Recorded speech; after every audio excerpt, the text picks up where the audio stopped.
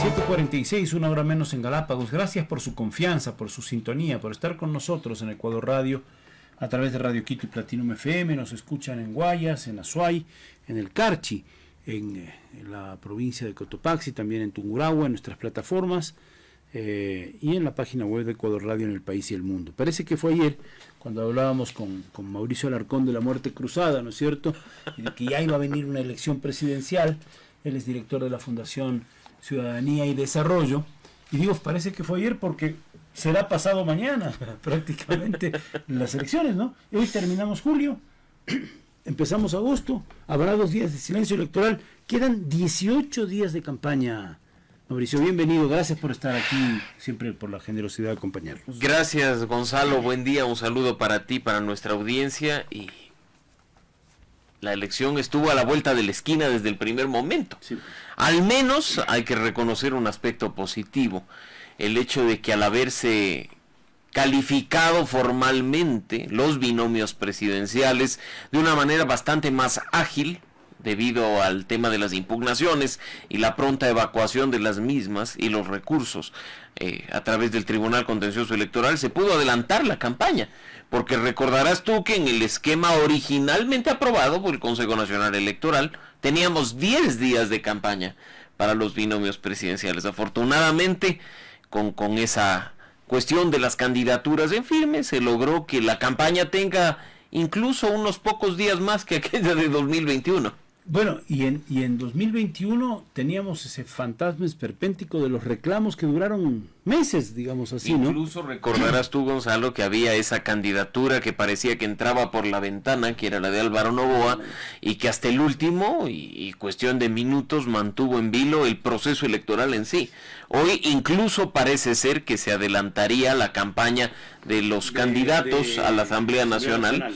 Así es que tal vez hoy toman una decisión, me parece. Es muy probable que hoy en la noche se tome una decisión por parte del Pleno del Consejo Nacional Electoral, y sin duda eso es óptimo, porque en las condiciones actuales, por mucho que sea corto este periodo de gobierno de transición, es ideal tener la mayor cantidad de información posible a través de los candidatos y sus propuestas. A ver, en términos normales, entre una pre-campaña electoral y una campaña, hay momentos distintos, pero yo creo que a partir del 13 de junio fue, no sé, ya no sé ni la fecha, pero era un día 13, me acuerdo porque era un martes 13 además, se acababa la inscripción de las candidaturas, ya la pre-campaña se lanzó, como dicen ahora con el lenguaje popular de la tecnología, en modo campaña, dicen. Y eso es importante mencionarlo, Gonzalo, porque no es la primera vez que los candidatos no esperan a la formalidad de la apertura de la campaña para poder promocionarse. Peor aún en las circunstancias en las que se desarrolla este proceso electoral. Y creo que eso nos debe motivar a discutir qué pasa con el Código de la Democracia y sus normas relativas a la precampaña. No es la primera vez que, a vista y paciencia de las autoridades, e incluso con un alto tema de impunidad en cuanto a la falta de sanción, los candidatos hacen precampaña sin ningún problema, no reportan gastos, están en la calle ya con recorridos, con brigadas, incluso pautan en las redes sociales de manera formal y a través de sus páginas oficiales. Las redes sociales no están reguladas para pautar. No están reguladas, ojo, a través del Fondo de Promoción Electoral, es decir, la plata de los ecuatorianos que se entrega para pauta en medios de comunicación no cubre las redes sociales. Sin embargo, si el candidato pauta en redes sociales, debe reportarlo entre su gasto. Sí, efectivamente, pero y buena la aclaración que hace Mauricio. Pero eso hay que decirlo, Gonzalo, porque yo creo que sería mucho más realista y mucho más sensato el que la norma electoral diga que la precampaña está permitida, pero que se rinda cuentas. ¿Cuánta plata han gastado? Solo haciendo un cálculo al ojo, los binomios presidenciales en precampaña. Probablemente, por cuestión de tiempo, un poco menos de lo que formalmente gastarán en campaña. ¿Y quién financia eso? ¿Quién está detrás? ¿Quién rinde cuentas? Eso del control del gasto electoral, que es aparentemente difícil, ¿no? Por esta particularidad de las redes sociales, de quién. Pero ¿de dónde vienen los fondos también? Ahora que estamos con la presencia esta del narcotráfico, del crimen organizado, ¿cómo sabemos que el dinero de las campañas viene de acciones lícitas? Es muy difícil saber de dónde viene el dinero de las campañas si es que las organizaciones políticas no trabajan con honestidad. Si es que los candidatos no rinden cuentas desde el primer momento, Gonzalo. Deberíamos regresar a ver lo que ha sucedido en las elecciones seccionales o en las presidenciales de 2021 para darnos cuenta cuán iluso es que, por ejemplo, una campaña a la alcaldía de Quito reporte poco más de $2 de gasto de campaña. Que otras campañas reporten pocas decenas de miles de dólares cuando sabemos, creo que ya incluso por experiencia ciudadana, cuánto cuesta un cierre de campaña o cuánto cuesta tener brigadistas durante 45 días peinando la ciudad de norte a sur. Así es que te rinden cuentas, pero de lo que les conviene, te rinden cuentas de lo que pueden rendir. Hay la impotencia, digamos, de la autoridad por contrastar esa rendición de cuentas con la realidad. Y pues es clave, como tú bien dices, el compromiso que acepta, que adopta un candidato, una organización política, al momento de recibir recursos económicos. ¿Condiciona o no condiciona el financiamiento de la política, el actuar ya cuando uno es autoridad? En muchos casos creo que sí. Digamos que hay varios niveles, como rangos. Hay gente que dice yo aporto a la campaña porque bueno, me parece, yo estoy de acuerdo, y hace un aporte mediano. Ha habido históricamente aportes significativos. Una campaña recibió $500,000 hace unos años recibió otra $3 millones. Entonces ahí dice, bueno, no es solo buena voluntad, a lo mejor es querer hacer negocios a través de la política. Hoy te ayudo, mañana me ayudas a mí. Yo mañana soy contratista del Estado, entonces verás que yo te puse tanto para la campaña. Y no vayamos más lejos. Con creces. ¿Quién fue uno de los principales financistas de la campaña presidencial de Guillermo Lasso? Su cuñado Danilo Carrera. Y mira que él es corresponsable, diría yo, de haberse cargado el gobierno de Guillermo Lasso y de haber puesto en bandeja de oro un tema de un juicio político y todos los problemas que hemos visto en los últimos meses. Danilo Carrera, antes Tomislav Topic, así es, a la campaña del correísmo, mucho antes banquero Aspiazu. Y mira cuán fuerte es el tema del financiamiento de la política a propósito de este último caso, que el gobierno nacional de aquel entonces, el de Yamil Maguad, terminó tomando decisiones públicas con efectos generales afectando a todos los ecuatorianos para compensar ese aporte millonario de campaña, $3 millones que nunca fueron declarados además. En el caso de Arroz Verde, cantidad de empresarios de construcción vinculados al aporte de campaña. Si quieres seguir contratando con el Estado, no te olvides. Está juzgado. Sí, esto no es de especulación. Sí. No te olvides que aquí estamos y que tienes que darnos recursos. Por eso las consecuencias. Por eso es clave empezar a hablar del financiamiento de la política con los candidatos presidenciales, Gonzalo. Ahora, eso es un tema clave. No podemos soslayar que es importante, pero de ese financiamiento, grandes empresarios que quieren seguir haciendo negocios con el Estado, al paso de, entre comillas, empresarios del crimen organizado, a grandes carteles, a carteles pequeños, a mafias locales, interviniendo en la política con aportes por un lado, o poniendo candidatos propios, hay una distancia. Totalmente. Y si bien es cierto que en todos los casos se abre de par en par la puerta para el cometimiento de delitos, la consecuencia en uno y otro caso es distinta. Y tú ya lo has dicho, en las elecciones seccionales vimos candidatos que con total, entre comillas, transparencia reconocían quién financiaba su campaña o aparecían en redes sociales contando los fajos de billetes que en definitiva no era pues que salían de su cuenta de ahorros ni mucho menos. ¿Qué ha pasado? ¿Ha investigado la Fiscalía esos temas? ¿Se ha sancionado por este tipo de cuestiones? ¿Ha investigado la autoridad electoral si es que los reportes de las campañas que tanto ostentaban en redes sociales corresponden a lo que se vio? Entonces ahí empieza el tema de la impunidad, porque si al candidato no se le sanciona, pues puedo tranquilamente volver a hacerlo. ¿Cuál es el problema? Si además soy autoridad ya electa y llegué violando el código de la democracia y no me pasa nada, pues ¿Qué importa si ya en el poder uso recursos públicos para sostenerme o en 4 años buscar la reelección? Estábamos dialogando con Mauricio Larcón, es un experto de la Fundación Ciudadanía y Desarrollo, hablamos del tema electoral. Ahora, vayámonos más lejos, porque también podemos decir que en un momento determinado en Estados Unidos se debatió de los dineros que instituciones extranjeras daban a las campañas. Recordemos a la campaña de Clinton, incluso, o de los dineros que el propio candidato rico ponía al servicio de la campaña. Ross Perot, quizás hace 30 años, o Donald Trump en la última campaña. Es decir, ya, yo soy millonario y pongo toda mi plata. Aquí ha pasado pues también, ¿no? Y bueno, acá tampoco vamos a no, pecar bueno, de virginales. No, claro, pero decir que la política se puede hacer sin recursos económicos de ninguna forma.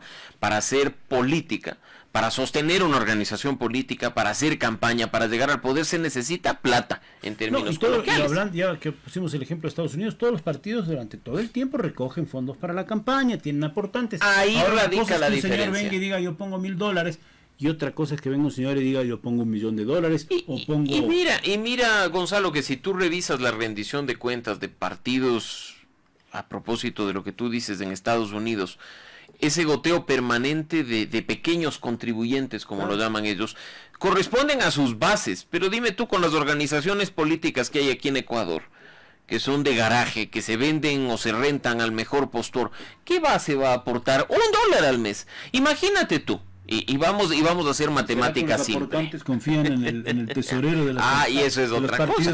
Pero hagamos un ejercicio matemático muy simple. Para tener un movimiento político en Ecuador, en este momento necesitas 200,000 adherentes. Cerremos la cifra. Si yo soy adherente de una organización política y he firmado ese formulario de adhesión con plena convicción, aporto. Digamos que aporto $1 al mes. Esa organización política, si tuviera en realidad una base, si no hubiera comprado firmas o no hubiera incluso engañado a la gente para que le firmen los formularios, probablemente tendría ya de base unos $200,000 al mes, pues. No le haría falta. Multiplícalo por 12, claro. Son $2.4 millones. En 4 años podría tener $10 millones y no le haría falta buscar grandes aportantes para tratar de pelear por la presidencia de la República. Pero ¿qué organización política es la clave, aquí? Es el compromiso de los ciudadanos adhiriendo, militando y pagando un pequeño aporte. Pero ahora más bien, ¿cuántos están afiliados a la fuerza? ¿Cuántos están adheridos con engaños? Y ahí tú tienes el tema de que en algún punto también hay que depurar el sistema de las organizaciones políticas. 2 o 3 partidos a la vez sin saberlo. Sí, porque pasó, ¿no? Y sin ningún tipo de sanción y sin ningún tipo de problema y habiendo puenteado controles. Por ello es que es vital. Dejemos de lado la coyuntura electoral y es vital empezar a trabajar, ya no en otra reforma al Código de la Democracia, sino a métodos efectivos de aplicar la norma que está vigente. Pero también hay algunas cosas en el Código de la Democracia que hay que reformar para que no haya 280 partidos. No, sin duda, pero lo perfecto es enemigo de lo bueno. ¿Se está haciendo control de afiliados y de adherentes a las organizaciones políticas? ¿Se está haciendo un real proceso de verificación para que no haya duplicados ni triplicados? Creo que solo ahí, con un verdadero proceso de control, con un control eficaz, ya bajarías quizá de 280, no sé, pues a 150, la mitad. Hay una particularidad de esta campaña también que valdría la pena comentar. Apenas los 2 afiliados al Movimiento de Revolución Ciudadana son de esa línea política. Todos los demás candidatos presidenciales y vicepresidenciales no están afiliados a ninguno de los partidos y movimientos que los apoyan, salvo el movimiento en construcción, digamos, de Yacu, por ejemplo, que estaba Somos Agua. Pero que igual ha utilizado otras organizaciones políticas para poder ser candidato. Y claro, la excusa habitual, la he escuchado en esta última semana a propósito de esos reclamos, te dicen, pero es que necesito un partido, pues, para participar. Y nadie dice lo contrario, pero haga bien la política. Pues. Pero por otro lado dicen que no se me acerquen mucho los partidos porque... porque me da asco, porque me mancha, porque viene con tufo. Entonces fíjese esa contradicción. Y es una contradicción que tarde o temprano nos va a pasar factura. Decimos que quedan 18 días de campaña y que una cosa clave es el respeto a la voluntad de la gente de votar, la pureza del sufragio, que los votos que emita la gente sean finalmente reflejados. Yo planteaba recientemente, esta mañana incluso lo hice como comentario, una columna también de opinión, a ver, ¿cómo se va a hacer el control electoral? Si tenemos más de 40.000 mesas, o juntas receptoras de voto, como se llama formalmente, cada una de estas organizaciones de las candidaturas presidenciales tiene 40.000 personas adherentes que van a estar desde la madrugada hasta la noche hasta ver que esos votos se respeten. Deberían hacerlo si es que efectivamente les importa cuidar sus votos. Yo te digo, si yo fuera de aquellos candidatos que están colistas en las encuestas y sin opción alguna, no perdería mi tiempo cuidando esos pocos votos. Ahora bien, sí le pediría a un candidato que está ahí, que vigile que los votos, por pocos que sea que yo tenga, no le vayan a terminar regalando a otra opción política, ¿no? Por lo menos pero es cuestión de organizarse, y uno no necesitaría de control electoral si tuviera el 100% de confianza en el tema de la votación, pero sí hay que mencionar a propósito de esto, Gonzalo y amigos, algunos aspectos que resultan graciosos, porque en redes sociales o en grupos de WhatsApp hay analistas y líderes de opinión indignadísimos diciendo por poco que este Consejo Nacional Electoral va a ser fraude, y yo me pregunto, ¿no es el mismo Consejo Electoral que hizo presidente Guillermo Lasso? ¿No es el mismo Consejo Electoral que contó los votos en la primera y en la segunda vuelta de 2021? Entonces ahí yo sí destaco esa incoherencia de quienes deberían poner cada cosa en su lugar y ocuparse de lo verdaderamente importante, que muchas veces un conteo raro de votos no se produce por parte de los 5 miembros del Pleno del Consejo Nacional Electoral, sino de la gente que está en la mesa. Claro. Mira lo que acaba de pasar en Guatemala, mira la bronca en Guatemala a propósito de la segunda vuelta que coincide con nuestra primera vuelta, que había una cuestión muy crítica porque un candidato que nunca apareció en las encuestas, Bernardo Arévalo del Movimiento Sevilla, termina entrando a la segunda vuelta. Y la gente dice, a ver, ¿qué pasó? Y el punto viene, por un lado, por la manipulación previa de las encuestadoras, que presentaban un resultado distinto para posicionar, quién sabe con qué intenciones, una realidad paralela, inexistente. Y por otro, que después, precisamente en las actas de las mesas, es donde se veían alteración de resultados electorales. Cuando ya llegan al final, cuando ya llegan al centro ultimísimo de cómputo que ratifica el resultado, es muy difícil que de más de 40 y pico de miles de mesas te pongas una por una a ver si corresponde, si no corresponde. Por eso es clave, y lo conversábamos fuera de micrófono, Gonzalo, el que los candidatos en general se organicen y hagan un control en territorio, en mesa, en los centros de votación, para que en las mesas se cuente bien, pero que en las mesas se cuente bien. Si no, pregúntenle a Guillermo Lasso qué le sirvió para pelear su paso a la segunda vuelta en 2021, el tener la confianza, y él lo decía públicamente, de que levantando casi 40.000 actas, porque fue un control electoral de cobertura casi el 90% de las mesas, es decir, están contados los votos y los tengo. La diferencia es corta, pero los tengo. Ahora, independientemente de este último proceso que bien ya comentó Mauricio, en el pasado ha habido sospechas. No olvidemos lo del apagón electoral. No olvidemos de las demandas de Álvaro Noboa contra Yamil Maguad, o del propio Rafael Correa contra Álvaro Noboa en la elección de 2006. Entonces, lo que podemos pensar es que hay en el Ecuador la cultura de creer que lo que se dice en las urnas no es tan así, o que puede haber fraude. ¿Cómo hacemos frente a eso? Yo digo, incluso en aquellas horas, en el momento que estamos atravesando en el país por el tema de la seguridad, esto y lo otro, a lo mejor un conteo rápido de una institución seria. Yo proponía, de hecho, a la Corporación Participación Ciudadana de Rudy Hidalgo, que sabe lo que hace y, digamos, ha hecho este tipo de cosas. Digo, ellos podrían hacer algo así. Ya no lo pudo hacer, no lo quiso hacer, o no sé, el propio Consejo Electoral, por petición de Enrique Pita, no le dieron paso. Bueno, una institución así, o también que puede ayudar para hacer el triple control, una encuesta a boca de urna, o unas encuestas a boca de urnas bien hechas, con empresas serias, ¿no? Entonces, no con aquellas que proclaman ganadores a las alcaldías y a las prefecturas a personas que terminan en tercer puesto, ¿no? Entonces, de nuevo, hay que hacer las cosas con responsabilidad, pero sobre todo con transparencia. A ver, Gonzalo, yo creo que aquí nos enfocamos mal y no creo que sea generalizado el tema, pero sí hay muchos líderes de opinión que se enfocan mal, por ejemplo, en el tema de las encuestadoras y satanizan el hecho de que una empresa encuestadora trabaje para un candidato. No, pues, eso no está mal. No, las encuestadoras tienen que trabajar para los políticos. Lo que está mal es que no nos digan que lo están haciendo. Claro. Entonces, de nuevo, ¿cuál es la solución? Todas las campañas políticas deben tener su equipo de investigación. Efectivamente, y Gonzalo, ¿cuál es la salida? Impedir o prohibir las encuestas de ninguna forma, sino exigir más transparencia. De tal forma que una encuestadora salga y te diga, mire, mi encuesta dice lo siguiente, y como se dice, nota de pie, mi casa encuestadora está trabajando para el candidato X y Z.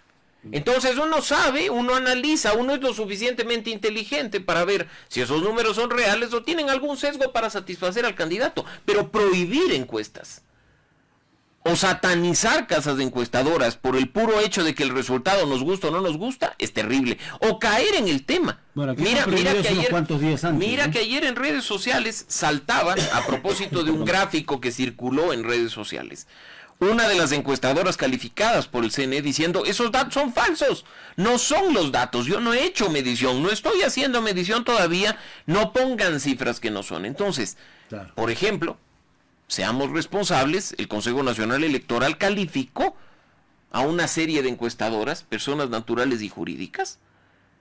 Esas son las que deberíamos nosotros al menos dar un poco más de validez. Después deberíamos dar validez en función de las fichas técnicas de las encuestas. Por supuesto, y hay que saber leer la ficha. Y de nuevo, técnica, después también con la transparencia de saber para quién están trabajando. Pero mira que incluso hay candidatos irresponsables que salen y dicen, no, voy a ganar en una sola vuelta, cuando las encuestas dicen que no, por una encuesta de Twitter. Porque a mi grupo de amigos le pregunté si va a votar por mí, me dijeron que sí. Tengo el 90% de intención de voto. Entonces, esas cuestiones generan ruido. Unos 10% de amigos que no confían. Imagínate. Ver, pero Mauricio, esto es muy importante lo que acaba de decir. Por eso nosotros hicimos un comentario aquí. Yo voy a divulgar, hasta que la fecha de ley lo permita, encuestas, pero aquellas personas que vengan acá o que den la voz y den su propia voz y digan, aquí se hizo este estudio y aquí están los datos. O sea, que se hagan cargo de los datos que divulgamos. Por supuesto, y eso es lo correcto. Que nos llegan por montones, es una cosa que no deja dormir. Sí, totalmente. Twitter toda la noche, los mensajes de WhatsApp, no. Pero lo que tú dices, excelente, y eso es ser responsables con nuestros seguidores, con nuestro público. Porque incluso al transparentar, Gonzalo, y tú lo estás diciendo, la ficha técnica de una encuesta, no es lo mismo una encuesta hecha en Quito y Guayaquil. Claro, que una en zona urbana, que una encuesta hecha en las 24 provincias del país, en zona urbana y en zona rural. Porque la dinámica del votante cambia en función de su realidad. El gusto político, la simpatía cambia. Entonces, mientras más información y datos estén a disposición de la ciudadanía, saca sus propias conclusiones porque es lo suficientemente inteligente para hacerlo. 18 días de campaña. ¿Qué tendría que hacer el candidato? A ver, vamos a poner X, Y, Z para entrar a la segunda vuelta. En 18 días.